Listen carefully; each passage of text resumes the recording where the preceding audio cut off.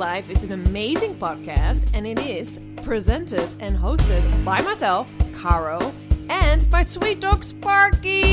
Give it up for him. I hope you're ready. Enjoy. Hello, dear people. Welcome back to another episode of Go For Your Life. And this one is a very special one because it's episode 50. I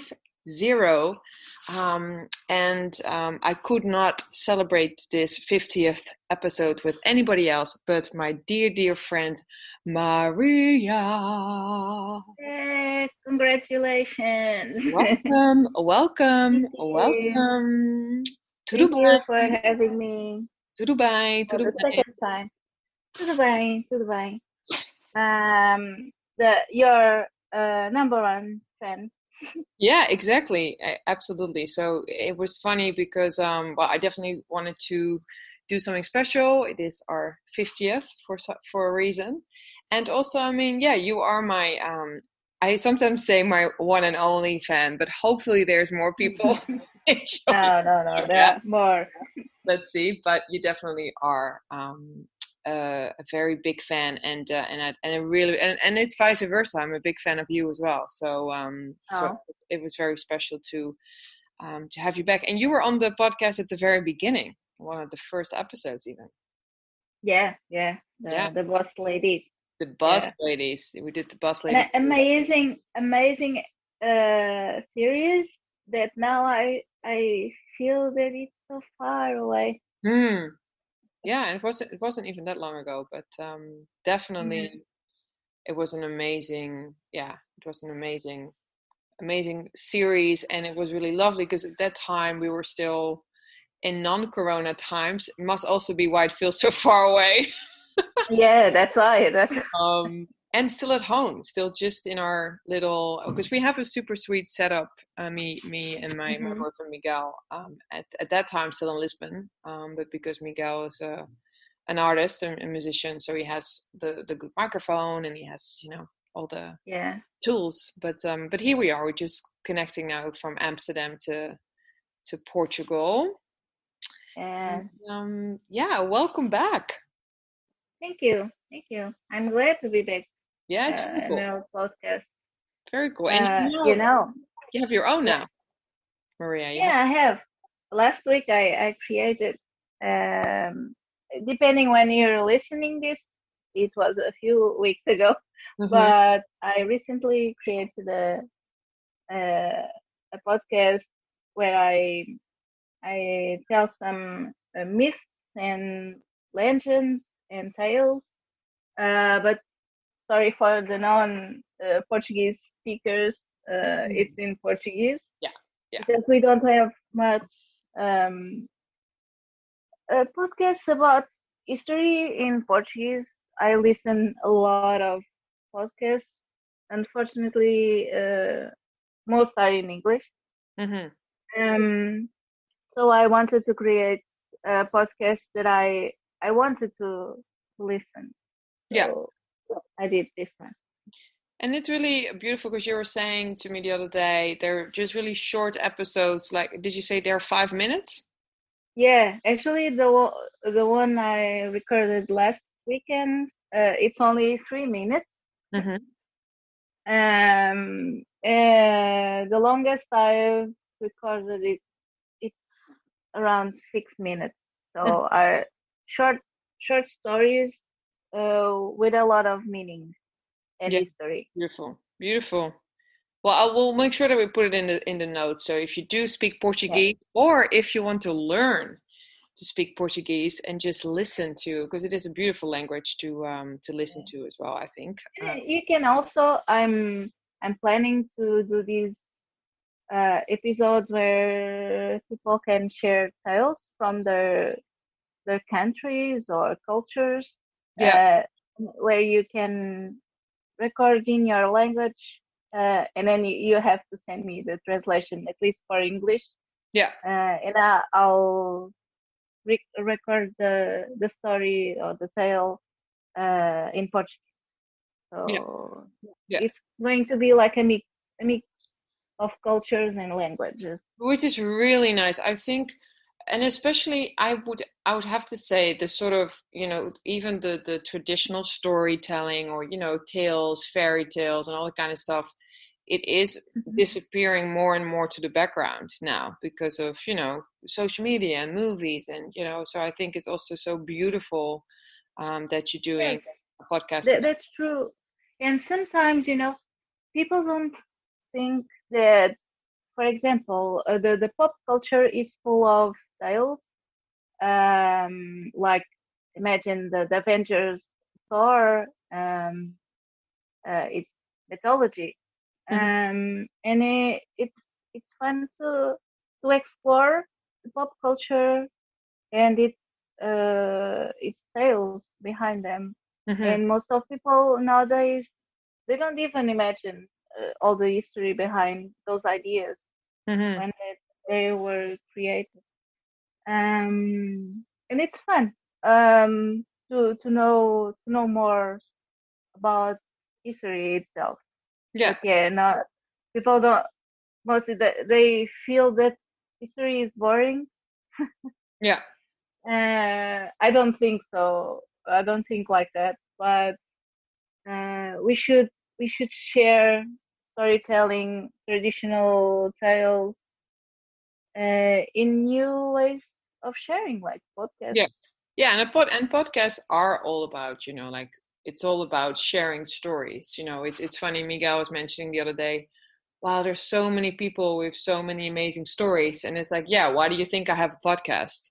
It's Yeah. also this kind of, the need and the craving to share people's stories. And yeah, it's beautiful I love the idea because we were speaking about it together, and I was like, wow, yeah, that's so awesome. Because Hmm. as a kid, and still actually for a long time, I loved tales and fairy tales, and even with yoga. I mean, I don't think a lot of people who practice yoga know this, that there are the myths of even the asanas, Hmm. like the shapes that we're creating in yoga. They also come from history. There's some beautiful Yeah. stories related to Yeah. an amazing book actually called The Myths of the Asanas. I will put it in the notes because it is, it's more than just making the shape. And it's the same with, like I grew up with these fairy tales. And in Holland, you actually have a theme park called the Efteling, which is Yeah. all these fairy tales and tales coming to life, and if anybody, people always speak about Amsterdam, and not to say that I think you should definitely visit Amsterdam, but for me, the main tip of tourist tip to Holland would definitely be go to the Efteling. I think it's such a, magical experience. Hmm. And that's the thing, Yeah. that's Yeah. what you're doing. Like it's magic that you're sharing through these. And then in your own language, which I think is super cool. Yeah. Actually, lately I've felt it was more meaningful because we are at home, of course, Mhm. and I know that a lot of Portuguese uh, want to have new things, want to explore more, and not all people here in Portugal can speak English, Hmm. or can even understand. Yeah. So I felt to create that I needed to create something in Portuguese. Even in my Instagram account, I started to post more in Portuguese and making videos because Mhm. I knew that I also have uh, followers here, so I wanted to create something especially for them Yeah, that exactly. they can understand. Exactly. Um, Yeah. yeah, yeah, it's And fun. speaking of Portugal, so there's a few things that I really wanted to ask you. First of all, of course, we have heard. So today is the 9th of February, and so this when we're recording this episode, and it's been quite bad, especially I think beginning of January and stuff. People like Portugal was really the epicenter of Europe becoming really for Corona. How are Yeah. things right now from your point of view there? Now it's getting better. Hmm. Now they even say they could lift the lockdown the hard lockdown. Mm. But they don't want to do that now, right now, because they're afraid people go wild and Yeah. will be back again, because we were the first in Europe like 2 weeks ago with more cases and deaths, Mm. and like the second or the third worldwide. Mm-hmm. So it was really scary. Even the other day, I went by the hospital, and the waiting room is military tent outside, because Yeah. you can go inside.